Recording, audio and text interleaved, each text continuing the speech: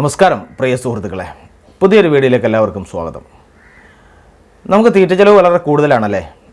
ഇപ്പോൾ ഫിനിഷറിന് 2150 രൂപ ഫിനിഷറിൻ്റെ വില.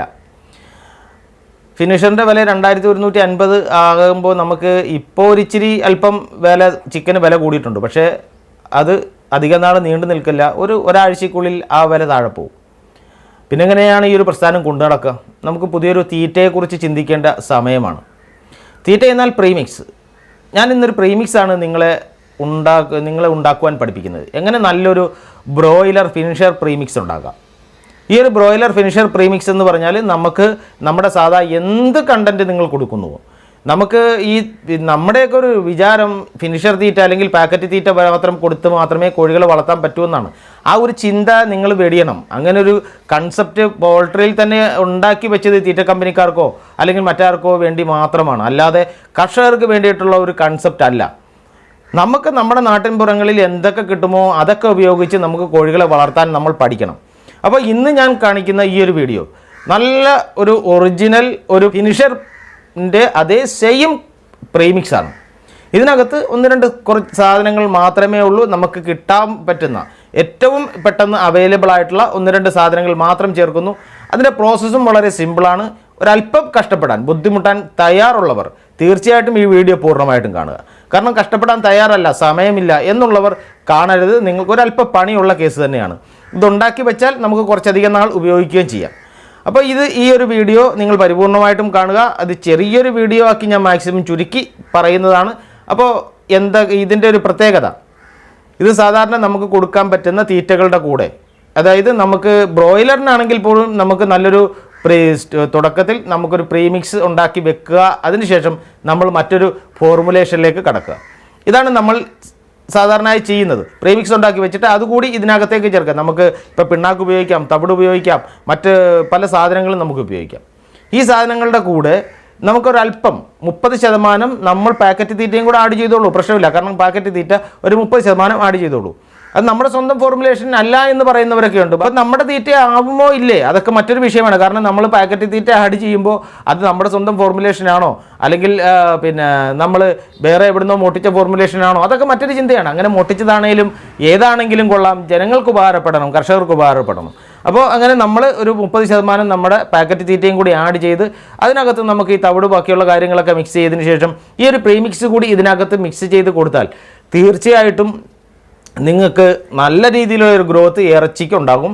ഇറച്ചിക്കെന്നല്ല ഏത് സാധനത്തിലും. ഇപ്പം ഞാൻ ബ്രോയിലറിനുൾപ്പെടെയുള്ള കോഴികൾക്ക്, ബ്രോയിലർ, പൂവൻ കോഴി, ഇറച്ചിക്കോഴി, നാടൻ ഇറച്ചിക്കോഴി തുടങ്ങിയ എല്ലാ കോഴികൾക്കും കൊടുക്കാൻ പറ്റുന്ന നല്ലൊരു പ്രീമിക്സാണ് ഇന്ന് ഞാൻ കാണിക്കുന്നത്. ഈ ഒരു തീറ്റ നമുക്ക് ഇറച്ചി പർപ്പസിന് ഉപയോഗിക്കുന്ന എല്ലാ കോഴികൾക്കും കൊടുക്കാം, കാടകൾക്ക് കൊടുക്കാം, ഇറച്ചി പർപ്പസിന് വേണ്ടി മാത്രം. കാരണം മുട്ട കോഴികൾക്ക് കൊടുക്കാൻ പാടില്ല, ഇറച്ചി കോഴികൾക്ക് കൊടുക്കാം. ഇത് കൊടുക്കുമ്പോൾ എന്തൊക്കെ ശ്രദ്ധിക്കണം എന്നൊക്കെ ഞാൻ അവസാനം പറഞ്ഞുതരാം.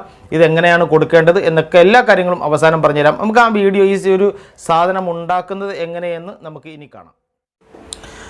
ഇപ്പം നമുക്ക് തീറ്റയ്ക്കായിട്ട് വേണ്ട പ്രധാനപ്പെട്ട ഇൻഗ്രീഡിയൻസിൽ 2 എണ്ണം, ഇതിനകത്ത് ഒരു 3-4 ഇൻഗ്രീഡിയൻസ് വരുന്നുണ്ട്. അപ്പോൾ പ്രധാനമായിട്ടും ഇൻഗ്രീഡിയൻസിൽ വേണ്ട ഏറ്റവും പ്രധാനപ്പെട്ട ഒരു സാധനം ഇതാണ്. ഈ സാധനം എന്ന് പറയുന്നത് നമ്മുടെ മാടിൻ്റെ കൊഴുപ്പാണ്. മാടിൻ്റെ കൊഴുപ്പെന്ന് പറഞ്ഞാൽ ശരിക്കും ഇത് പറയും നമ്മുടെ പോത്തിൻ്റെയും കാളയുടെയൊക്കെ അറക്കുമ്പോൾ കിട്ടുന്ന ശരിയായിട്ടുള്ള കൊഴുപ്പ്, അതിൻ്റെ നെയ്യാണ് ഈ സാധനം. കണ്ടോ, ഇങ്ങനെ പിടിക്കുമ്പോൾ തന്നെ അത് നമുക്ക് അടർന്നു വരുന്നുണ്ട്. ഇത് നെയ്യാണ് ഈ സാധനം. ഇത് ഈ സാധനം നമുക്ക് ഇതിപ്പോൾ 1 കിലോ നെയ്യാണുള്ളത്. 1 കിലോ നെയ്യ്. ഇതിൻ്റെ ഈ ഒരു സാധനങ്ങളൊക്കെ കിടന്നോട്ടെ, നമുക്ക് പിന്നീട് കാണിച്ചു തരാം, ഒരു പ്രോസസ്സ് ചെയ്യണത്.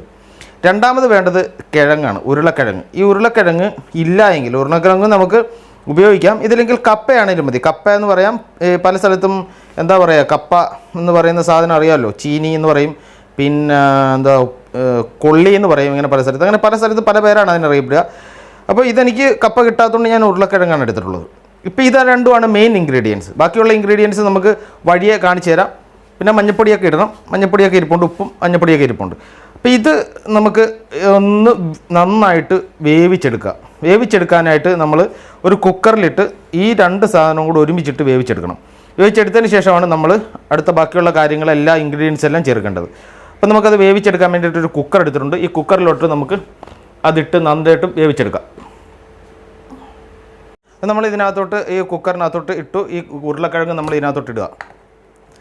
ഇപ്പം നമുക്ക് 1/2 കിലോ ഉരുളക്കിഴങ്ങ്, 1 കിലോ പിന്നെ 1 കിലോ എന്താ പറയുക കൊഴുപ്പ്, ഇത് രണ്ടുമാണ് നമ്മൾ എടുത്തിട്ടുള്ളത്. ഇതിനകത്തോട്ട് നമുക്ക് ഒരല്പം ഉപ്പ് ചേർക്കാം. ഉപ്പ് ഒരു 100 ഗ്രാം ഉപ്പെങ്കിലും ചേർക്കണം. 100 ഗ്രാം ഉപ്പ് ഇതിന് വേണം, നിർബന്ധമായിട്ടും 100 ഗ്രാം ഉപ്പ് വേണം. പിന്നെ പ്രധാനമായിട്ടും ഇപ്പോൾ നമ്മൾ ചെയ്യേണ്ടത്, ഈ ബോയിൽ ചെയ്യുമ്പോൾ ചെയ്യേണ്ടത്, നമുക്ക് മഞ്ഞൾപ്പൊടി നമുക്ക് ഇടാം. മഞ്ഞൾപ്പൊടി കൂടുതലിടുന്നത് ഏറ്റവും നല്ലതാണ്. ഇതിപ്പോൾ ഞാൻ ഇടാൻ പോണത് എത്ര ഗ്രാമിൻ്റെയാണ്? 100 ഗ്രാമിൻ്റെ. ഇപ്പോൾ നമുക്കൊരു 50 ഗ്രാമോളം നമുക്ക് ഇതിനകത്ത് ഇടാം. മഞ്ഞൾപ്പൊടി ഇടുക. വെള്ളം മാക്സിമം കൂടുതൽ വെച്ച് ഇതിനകത്ത് കൊള്ളാവുന്ന അത്രയും വെള്ളം ഒഴിച്ച് നമ്മളിത് നന്നായിട്ട് ബോയിൽ ചെയ്യുക. ബോയിൽ ചെയ്തതിന് ശേഷം നമുക്ക് ബാക്കിയുള്ള കാര്യങ്ങൾ നന്നായിട്ട് വേവിച്ചെടുക്കാം. വേവിച്ചെടുത്തതിന് ശേഷം നമുക്ക് തിരികെ വരാം. ഇത് നന്നായിട്ടൊന്ന് വേവട്ടെ. കുക്കറിനകത്തിട്ട് നമുക്കൊരു 5-6 വിസിൽ വരും വരെ നമുക്ക് നന്നായിട്ട് വേവിച്ചെടുക്കാം. ഇതിപ്പോൾ നമ്മൾ നമ്മുടെ ആ നെയ്യ് പിന്നെ കിഴങ്ങും കൂടി നന്നായിട്ട് വേവിച്ചെടുത്തിട്ടുണ്ട്. ഇത് നിങ്ങൾ ചെയ്യുമ്പോൾ ഇത് ചെറുതായിട്ട് ആ നെയ്യൊന്ന് കട്ട് ചെയ്തിട്ട് വേണം വേവിക്കാൻ. ഇത് നമുക്ക് ഇതിന് മിക്സിക്കകത്തിട്ട് ഇതൊന്ന് നന്നായിട്ട് ഒന്ന് അരച്ചെടുക്കാം. ഇത് ഫുള്ളായിട്ട് നമുക്ക് നന്നായിട്ട് അരച്ചെടുക്കണം. ഇത് നമ്മൾ ആ ഒരു പിന്നെ നെയ്യ് പിന്നെ വേവിച്ച നെയ്യും കിഴങ്ങും ഇട്ട് വേവിച്ച വെള്ളമാണ്, അതിൻ്റെ ബാലൻസ് വെള്ളമാണ്. ഇതിനകത്തേക്ക് നമ്മൾ ഈ അടിച്ചു വെച്ചിരിക്കുന്ന ഈ സാധനം, അടിച്ചു വെച്ചിരിക്കുന്ന നെയ്യ്, നമ്മൾ നന്നായിട്ട് അടിച്ചു വെച്ചിരിക്കുന്ന നെയ്യുണ്ട്, ഇത് നമ്മൾ ഇതിനകത്തോട്ട് ചേർക്കാം. ഇതിനകത്ത് വേറൊന്നുമില്ല. ഇപ്പോൾ നെയ്യും കിഴങ്ങും പിന്നെ ഉപ്പും മഞ്ഞൾപ്പൊടി മാത്രമേ ചേർത്തിട്ടുള്ളൂ. ഇതിപ്പോൾ നമുക്കൊരു കുഴമ്പ് രൂപത്തിൽ ആയി കിട്ടിയിട്ടുണ്ട്. നന്നായിട്ട് നമ്മൾ മിക്സ് ചെയ്തെടുക്കുക. മിക്സ് എടുത്തതിന് ശേഷം നമുക്ക് ഇതിനകത്ത് ടോക്സിൻ ബൈൻഡർ ചേർക്കണം. ടോക്സിൻ ബൈൻഡർ എന്ന് പറഞ്ഞാൽ ഇതിനകത്ത് ചെറിയ ഒരു പീസൊക്കെ കാണും, അതൊക്കെ മാറ്റിയേക്കണേ. അത് കോഴി കഴിക്കത്തില്ല. ഇങ്ങനെ ചെറിയ ഈ അരയാത്ത സാധനം ഉണ്ടാവും, അത് മാറ്റിയേക്കാം. പിന്നെ ഈ ടോക്സിൻ ബൈൻഡറുകൾ ചേർക്കുക. ടോക്സിൻ ബൈൻഡർ എന്ന് പറഞ്ഞാൽ നമ്മൾ ഇരുന്നാൽ ചീത്തയാകാൻ പാടില്ല. അഥവാ എന്തെങ്കിലും ചെറിയ പൂപ്പലോ എന്തെങ്കിലും പിടിച്ചാൽ കോഴിയെ ബാധിക്കാൻ പാടില്ല. അതിന് വേണ്ടിയിട്ട് നമ്മൾ സാധാരണഗതിയിൽ എല്ലാ തീറ്റയിലും ടോക്സിൻ ബൈൻഡറുകൾ ചേർക്കുന്നു. ഈ ടോക്സിൻ ബൈൻഡറുകൾ സാധാരണഗതിയിൽ നമുക്ക് കിട്ടുന്നത് പിന്നെ കെമിക്കൽ രൂപത്തിലാണ്. പക്ഷേ നമുക്ക് നമ്മുടെ നാടൻ രീതിയിലുള്ള ടോക്സിൻ ബൈൻഡറാണ് ഇത്. ഈ പൊടിച്ച് വെച്ചിരിക്കുന്ന സാധനം ഇത് ഉലുവയാണ്. ഇത് ഏറ്റവും നല്ലൊരു ടോക്സിൻ ബൈൻഡറാണ്. ഉലുവ നമ്മൾ നന്നായിട്ട് വറുത്ത് പൊടിച്ച ഉലുവയാണിത്. ഇത് നമ്മൾ ഇതിനകത്തോട്ട് ചേർക്കുക. ഇതൊരു 100 ഗ്രാം ഉലുവയാണ് ഞാൻ ഇതിനകത്ത് ചേർക്കുന്നത്. ഇതിൻ്റെ അളവ് ഞാൻ പറഞ്ഞുതരാം. ഞാൻ പറഞ്ഞല്ലോ നേരത്തെ 1 കിലോ നെയ്യ്, 1 കിലോ നമ്മുടെ വേസ്റ്റ്, അതായത് കൊഴുപ്പ്.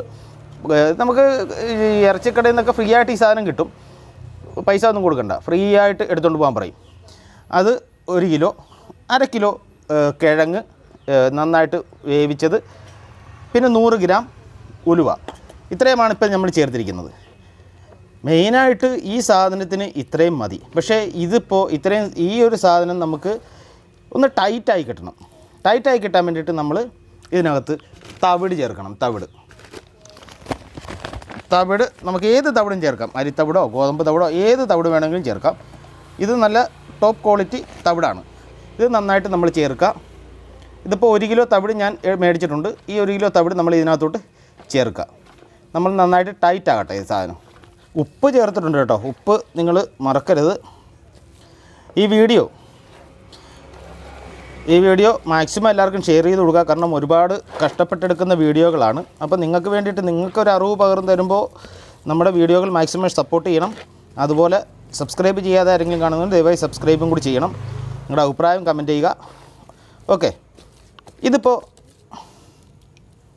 ഇതിപ്പോൾ നന്നായിട്ട് കുഴഞ്ഞെടുത്തിട്ടുണ്ട്. ഒരുപാട് വെള്ളമൊന്നുമില്ല ഇതിനകത്ത്.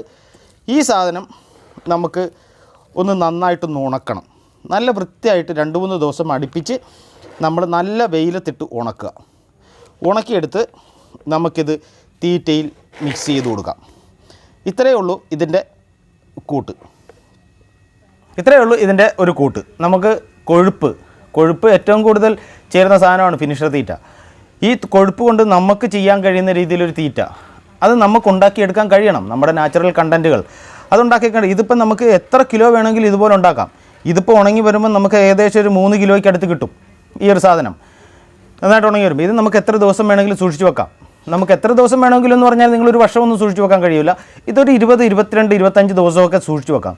ഇതിനകത്ത് നമുക്ക് സാധാരണ നമ്മൾ ഏത് തീറ്റ കൊടുത്താലും നമുക്ക് സാധാരണ തവിട്, ഗോതമ്പ്, അരി അങ്ങനെയുള്ള എന്ത് തീറ്റ കൊടുത്താലും അതിനകത്ത് നമുക്ക് മിക്സ് ചെയ്യാം. നമുക്ക് ഇതൊക്കെ വെച്ചിട്ട് നമുക്കൊരു തീറ്റ ഉണ്ടാക്കുന്ന മറ്റൊരു ഫോർമുലേഷൻ ഉണ്ട്. അത് നിങ്ങളെ കാണിച്ചു തരാം. അത് നിങ്ങൾക്ക് പിന്നെ വീഡിയോയിൽ ഞാൻ പറഞ്ഞുതരാം എന്തൊക്കെയാണ് ചേർക്കേണ്ടത്, എന്തൊക്കെയാണ് ചെയ്യേണ്ടതെന്ന് നമുക്ക് അടുത്ത വീഡിയോയിൽ ഞാൻ പറയാം. അപ്പോൾ അത് നമുക്ക് നന്നായിട്ട് ഒരു ഫോർമുലേഷൻ രീതിയിൽ നമുക്ക് ചെയ്തു കഴിഞ്ഞാൽ തീർച്ചയായിട്ടും നിങ്ങൾക്ക് നല്ല അടിപൊളി ഒരു ഗ്രോത്ത് ഇറച്ചിക്കോഴികളിൽ, അത് ബ്രോയിലറിലാണേലും പൂവൻ കോഴികളിലാണേലും ഒക്കെ നല്ലൊരു ഗ്രോത്ത് ലഭിക്കും. നല്ല ഇറച്ചി, നന്നായിട്ട് ഇറച്ചി വരും. FCR വളരെ കൂടും. ഇതിനകത്ത് നമുക്ക് വേറെ ഇനിയൊന്നും ചേർക്കണ്ട. ഇതിനകത്ത് ഇനി വേറൊരു ഫോർമുലേഷൻ ഉണ്ട്, അത് ഞാൻ പിന്നീട് കാണിച്ചു തരാം. ഇത് ഒരു ഫോർമുലേഷനാണ് നമ്മൾ കൊഴുപ്പ് കൊണ്ട് നമ്മൾ ഉണ്ടാക്കുന്നത്. കൊഴുപ്പ് കിട്ടാത്ത ആളുകളാണെങ്കിൽ എന്ത് ചെയ്യും? അതൊരു ചോദ്യമാണ്. നമുക്ക് കൊഴുപ്പ് കിട്ടുന്നില്ല. കൊഴുപ്പ് കിട്ടാത്ത ആൾക്കാർക്ക് വേണ്ടിയിട്ട് മറ്റൊരു വീഡിയോ വരുന്നുണ്ട്. അപ്പോൾ ഈ ഒരു വീഡിയോ പരമാവധി എല്ലാ ബ്രോയിലർ കർഷകരിലേക്കും എത്തിക്കുക, ഇറച്ചിക്കോഴി വളർത്തുന്നവരിലേക്ക് എത്തിക്കുക. എല്ലാവർക്കും നല്ല രീതിയിൽ പ്രയോജനം ചെയ്യുന്ന ഒരു തീറ്റ തന്നെയാണിത്. ഇത് കണ്ടില്ലേ, നല്ലൊരു സ്മെല്ലും കാര്യങ്ങളൊന്നുമില്ല. ഇത് ഒരു സ്മെല്ലും ഇല്ല. നിങ്ങൾക്ക് ധൈര്യമായിട്ട് കോഴികൾക്ക് കൊടുക്കാൻ പറ്റുന്ന തീറ്റയാണ്. പിന്നെ ഇതിൻ്റെ കൂടെ മറ്റൊരു കാര്യം കൂടി, ഇത് സ്ഥിരമായിട്ട് കൊടുക്കുമ്പോൾ നമ്മൾ മറ്റൊരു കാര്യം കൂടി ശ്രദ്ധിക്കുക. ഇത് സ്ഥിരമായിട്ട് ഈ സാധനം കൊടുക്കുമ്പോൾ ആഴ്ചയിൽ ഒരു വട്ടം നമ്മൾ ലിവർ ടോണിക് നിർബന്ധമായിട്ടും കൊടുക്കുക. ലിവർ ടോണിക് പ്ലസ് വിമറാൾ നമ്മൾ ആഴ്ചയിൽ ഒരു വട്ടം കൊടുക്കുക. കാരണം ലിവർക്ക് സംബന്ധമായിട്ടുള്ള എന്തെങ്കിലും പ്രോബ്ലം ഉണ്ടെങ്കിൽ മാറി കിട്ടാൻ വേണ്ടിയിട്ടാണ്. അപ്പോൾ ലിവർ ടോണിക് നിർബന്ധമായിട്ടും കൊടുക്കുക ആഴ്ചയിൽ ഒരു വട്ടം. ഈ തീറ്റയും കൂടി മിക്സ് ചെയ്താൽ നല്ല അടിപൊളി ഗ്രോത്ത് കോഴികൾക്കുണ്ടാകും. ധൈര്യമായിട്ട് കൊടുത്തോളൂ. ഇതെൻ്റെ ഗ്യാരണ്ടിയാണ്. നിങ്ങൾക്ക് എല്ലാവിധ ഞാൻ പറഞ്ഞല്ലോ, ഞാൻ പൂവൻ കോഴിയെ വളർത്തിയിട്ടുണ്ടെന്ന്. നമ്മൾ ഈ തീറ്റ കൊടുത്തിട്ടാണ് നമ്മൾ പൂവൻ കോഴിയെ, ഈ തീറ്റയും നമ്മൾ മിക്സ് ചെയ്തിട്ടാണ് പൂവൻ കോഴികളെ നമ്മൾ വളർത്തിയിട്ടുള്ളത്. അപ്പോൾ എല്ലാവർക്കും മറ്റൊരു നല്ല ഇൻഫോർമേറ്റീവായിട്ടുള്ള വീഡിയോ ആയിട്ട് വരുന്നവർ എല്ലാവർക്കും നല്ലൊരു ശുഭദിനം ആശംസിക്കുന്നു. മാക്സിമം സപ്പോർട്ട് ചെയ്യുക. നന്ദി, നമസ്കാരം.